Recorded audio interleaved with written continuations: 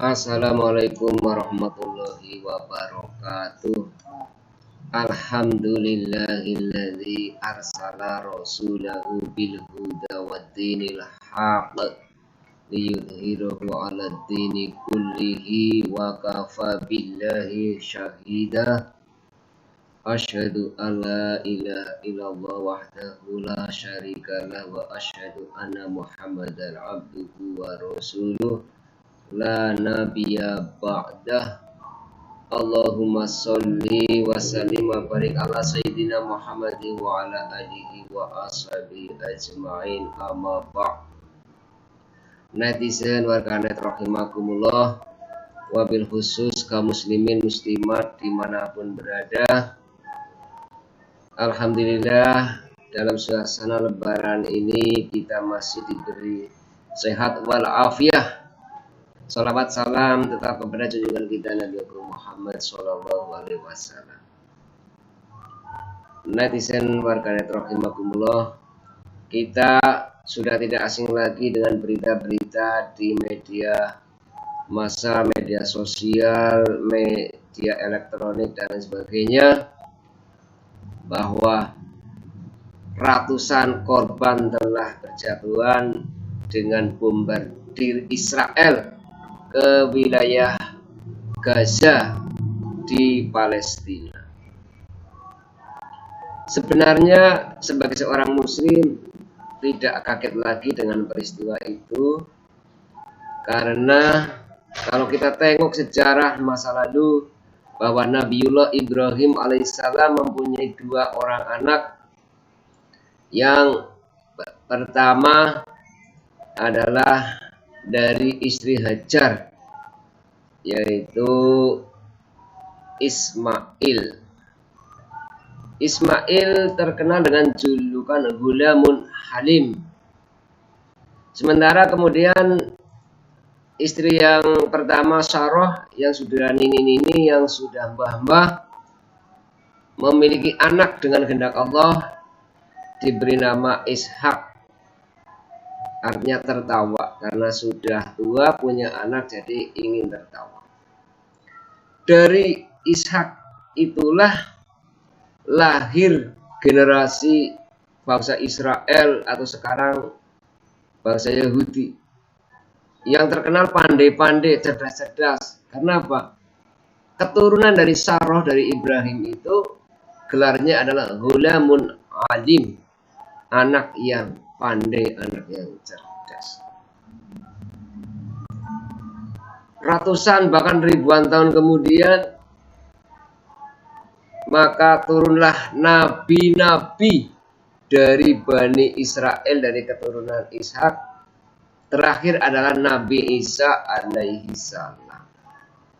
Dari Nabi Ismail putra Hajar turun Nabi terakhir Nabi Muhammad Sallallahu Alaihi Wasallam.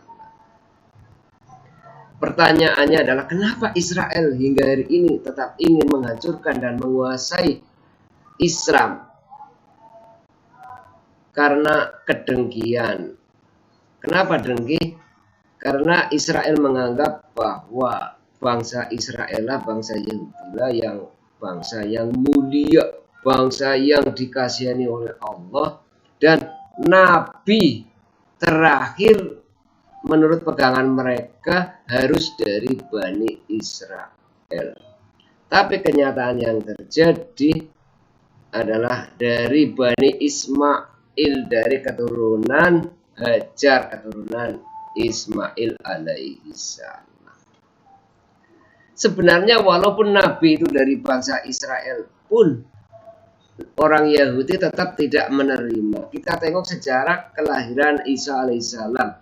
Ketika itu Maryam yang tidak punya suami tahu-tahu sudah mengandung, karena itu kehendak Allah. Sehingga ketika melahirkan, maka orang-orang Yahudi menuduh Maryam sebagai seorang pezina.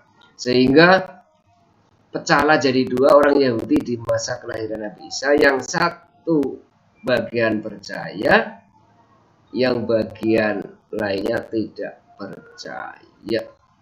Sehingga mereka berusaha keras untuk membunuh Nabi Isa alaihissalam dengan cara menculiknya kemudian menyalibnya. Hanya saja yang disalib sebenarnya adalah murid daripada Nabi Isa, dan Nabi Isa diangkat ke langit. Itu menurut keyakinan kita sebagai muslim.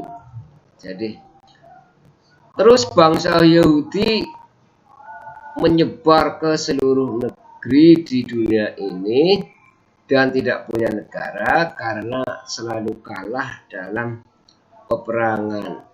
Tapi bangsa Yahudi pernah jaya kapan? Bangsa Yahudi pernah jaya ketika zaman Nabi Daud alaihissalam mendirikan kerajaan. Sebelum Nabi Daud juga Nabi Yusuf di Mesir, itu orang Israel. Nah, Nabi Daud alaihissalam mendirikan kerajaan, kemudian turun kepada putranya Sulaiman. Kalau orang Yahudi sekarang mengatakan the King of Solomon. Tapi Nabi Sulaiman pun berdoa kepada Allah agar kerajaannya tidak diteruskan. Walaupun kerajaan Nabi Sulaiman adalah kerajaan yang paling hebat dan tidak ada yang menyamainya hingga akhir zaman. Kenapa Nabi Sulaiman tidak mau meneruskan kerajaannya dan keturunannya juga tidak ada? Karena waktu itu Nabi Sulaiman menurut setengah riwayat melihat bayangan Dajjal di singgasananya, sehingga berdoa kepada Allah agar tidak diteruskan kerajaannya. Kita kembali ke orang Israel sekarang. Tahun demi tahun Israel atau bangsa Yahudi berusaha kembali ke tanah air dengan dukungan negara-negara barat, Inggris, Perancis, dan Norwegia, Amerika, dan sebagainya, sehingga berhasil mendirikan negara di bumi Palestina pada tahun 1948 dengan mengusir orang-orang Islam bangsa Kan'an yang ada di negeri Palestina. Hingga hari ini tetap berusaha mengusirnya. Itulah bangsa Israel. Nah, kapan itu semuanya akan berakhir? Kapan orang Islam, umat Islam di Masjidil Aqsa di Yerusalem itu akan menemui kejayaan?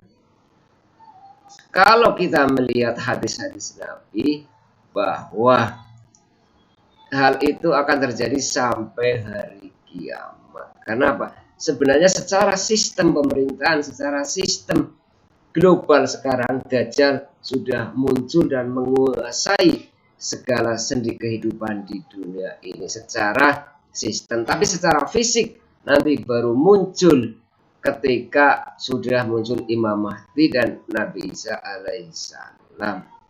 Dan nanti Dajjal juga akan terbunuh di pintu Lut di Yerusalem, yaitu di Masjidil Aqsa. Karena sebenarnya Masjidil Aqsa itu sejak dahulu kala hingga hari ini tetap sumber konflik, karena untuk perebutan tiga agama, terutama yang paling keras adalah Israel. Sebenarnya perebutan tidak perlu terjadi kalau mereka Nasrani dan Yahudi mengakui agama akhir zaman sebagai aturan dari Allah Subhanahu wa Ta'ala. Netizen, warganet rahimakumullah. Jadi kalau kita melihat usaha-usaha dari PBB, dari Liga Arab, dan organisasi konferensi Islam saat ini, sebenarnya kalau kita melihat konteks daripada hadis, maka semuanya itu akan gagal dan hanya sekedar meredam saja, dan Israel tetap akan mengamuk, tetap akan merajalela sampai datangnya Imam Mahdi dan Nabi Isa alaihissalam yang nanti akan bersama-sama memerangi Dajjal. Untuk kebenarannya kita serahkan semuanya kepada Allah Subhanahu wa Ta'ala, tapi kita tetap berdoa untuk orang-orang Palestina. Mereka lah jihad terdepan di akhir zaman ini. Mereka lah yang berkorban jiwa, korban harta benda dan sebagainya menghadapi kezaliman Israel laknatullah. Semoga Allah Subhanahu wa taala melindungi umat Islam semuanya dari kezaliman Israel, dan kita yang ada di negeri Indonesia ikut berdoa semoga orang-orang Palestina tambah iman, tambah ketabahan, tambah ketawakalan, dan juga seandainya yang meninggal adalah sebagai syuhada.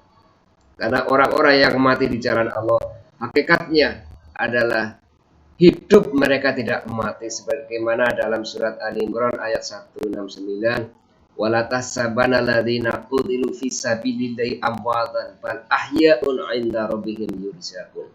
Janganlah kamu sekalian mengira bahwa orang-orang yang mati di jalan Allah, yang berjuang di jalan Allah itu adalah mati, tapi mereka itu hidup dan mendapat rizki dari sisi Tuhannya.